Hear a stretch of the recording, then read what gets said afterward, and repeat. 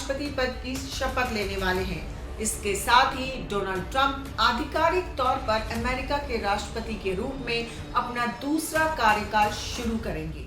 भारतीय समय के मुताबिक रात 10:30 बजे के बाद अमेरिका में डोनाल्ड ट्रंप का युग शुरू हो जाएगा और शपथ ग्रहण के बाद अपने दूसरे कार्यकाल के पहले ही दिन डोनाल्ड ट्रंप कुछ ऐसे बड़े फैसले ले सकते हैं जिसका असर पूरी दुनिया पर देखने को मिल सकता है। नमस्कार, मैं हूं रितिका यादव और आपका स्वागत है हमारे डिजिटल प्लेटफॉर्म पर। रिपोर्ट्स की माने तो डोनाल्ड ट्रंप की टेबल पर पहले ही दिन दस्तखत के लिए कई फाइलें मौजूद हैं, जिसका मकसद अगले 4 सालों के लिए दिशा तय करना होगा। माना जा रहा है कि डोनाल्ड ट्रंप के शासन की शुरुआत के साथ ही देश में अवैध रूप से रहने वाले लोगों के खिलाफ छापेमारी अभियान शुरू हो सकती है और उन्हें देश से बाहर निकालने का काम शुरू हो जाएगा।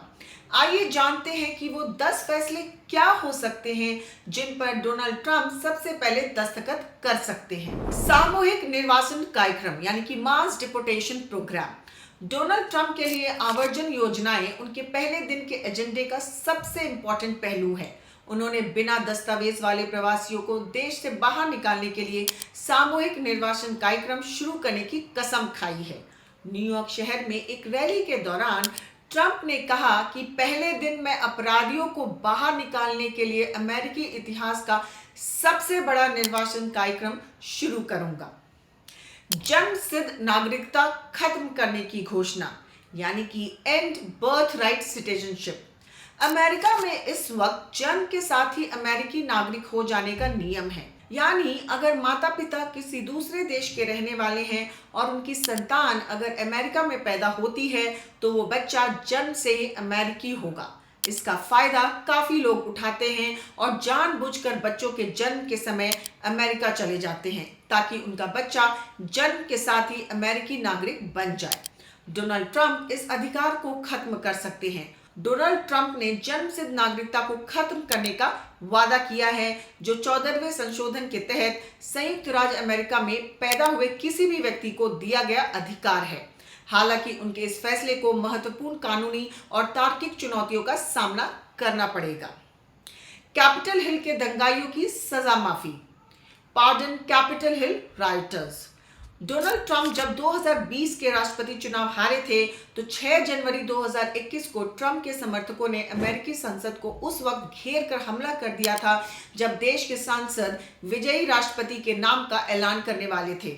आरोप है कि ट्रंप ने ही अपने समर्थकों को हमले के लिए उकसाया था और उस मामले में सैकड़ों लोगों के खिलाफ ट्रायल चल रहा है, जिनमें से दर्जनों की दोषी ठहराते हुए कई सालों की सजा सुनाई जा चुकी है। माना जा रहा है कि वो तमाम दोषियों और जिनके खिलाफ ट्रायल चल रहा है उन सभी को सामूहिक तौर पर क्षमादान दे सकते हैं। रूस यूक्रेन युद्ध का अंत। विदेश नीति के मामले में ट्रंप ने यह साहसिक दावा किया है कि वे पदभार ग्रहण करने के 24 घंटे के भीतर या उससे भी पहले यूक्रेन में युद्ध समाप्त कर सकते हैं। उन्होंने कमला हैरिस के साथ डिबेट के दौरान कहा था, ये एक ऐसा युद्ध है जो सुलझने के लिए बेताब है।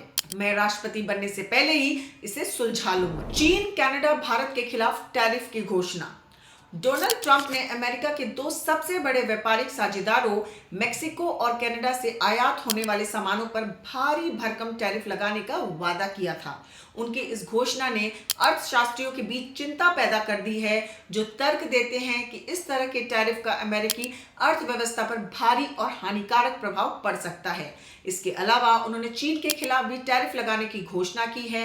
हालांकि उनके निशाने पर भारत भी है, लेकिन अभी तक उन्होंने भारत के खिलाफ अपने शुरुआती फैसलों में टैरिफ लगाने की बात नहीं की है, लेकिन इनसे इनकार भी नहीं किया जा सकता है। अगर चीन और भारत के खिलाफ टैरिफ लगाने की घोषणा होती है तो इससे उनके कार्यकाल के पहले ही दिन से व्यापार युद्ध शुरू हो सकता है, जिसका असर पूरी दुनिया पर पड़ेगा। इलेक्ट्रिक गाड़ियों पर बाइडेन का फैसला होगा खत्म। वहीं आर्थिक मुद्दों पर ट्रंप ने बाइडेन प्रशासन की तरफ से लागू किए गए इलेक्ट्रिक वाहन जनादेश को रद्द करने की कसम खाई है। ह्यूस्टन में अपने चुनावी अभियान के दौरान उन्होंने कहा था कि जिस दिन मैं पदभार ग्रहण करूंगा, मैं क्रूवर जो के इलेक्ट्रिक वाहन जनादेश को रद्द कर दूंगा। ट्रंप जिस जनादेश के बारे में बात कर रहे हैं वो एक आदेश है जिसे बाइडेन ने 2030 तक बेची जाने वाली नई कारों और ट्रकों में से 50% को शून्य उत्सर्जन वाला बनाने का राष्ट्रीय लक्ष्य निर्धारित करते हुए हस्ताक्षरित किया है। यानी 50% गाड़ियां किसी भी हाल में डीजल या पेट्रोल से चलने वाली नहीं होंगी। ट्रंप इस फैसले को खत्म कर सकते हैं। कच्चे तेल का प्रोडक्शन फिर होगा शुरू। महिला खेलों में ट्रांसजेंडर एथलीटों पर प्रतिबंध। ट्रांसजेंडर अधिकारों पर डोनाल्ड ट्रंप का रुख विवाद का विषय रहा है। उन्होंने बार बार ट्रांसजेंडर महिलाओं को पुरुषों की कैटेगरी में रखा है और महिलाओं के खेलों में ट्रांसजेंडर महिलाओं की भागीदारी को सीमित करने का वादा किया है। उन्होंने कहा है कि मैं पुरुषों को महिलाओं के खेलों से 100% तुरंत पहले ही दिन से ही बाहर रखूंगा। लिंग पृष्ठीय देखभाल प्रथाओं को खत्म करने का वादा, यानी कि and gender affirming care practices.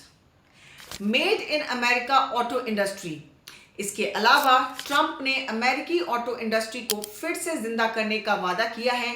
उन्होंने कहा है कि राष्ट्रपति बनने के लिए ट्रंप को वोट करने का मतलब है कि ऑटोमोबाइल इंडस्ट्री में फिर से अमेरिका का भविष्य होगा। उन्होंने अमेरिकी ऊर्जा को बढ़ावा देने की भी कसम खाई है, जिसके तहत सामानों का अमेरिका में ही निर्माण होगा और उन सामानों के आपूर्तिकर्ता भी अमेरिकी ही होंगे और काम करने वाले भी अमेरिकी ही होंगे।